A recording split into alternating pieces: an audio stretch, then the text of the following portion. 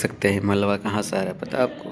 देखिए गाइस वहाँ से और ऊपर का टूट रहा था तो वहाँ होल करके नीचे गिरा मलबा। यहाँ भी देखिए टूटा हुआ होल है, देख सकते हैं गाइस।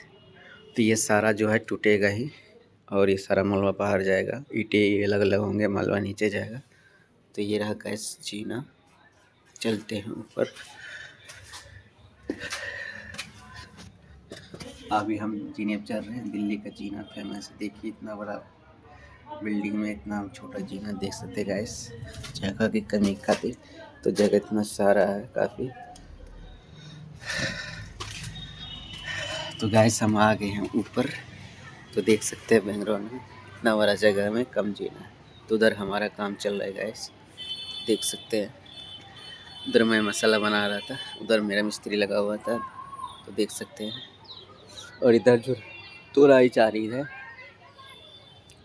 तो देख सकते हैं गाइस। और मैं एक धूप में आराम से बैठ गया हूँ।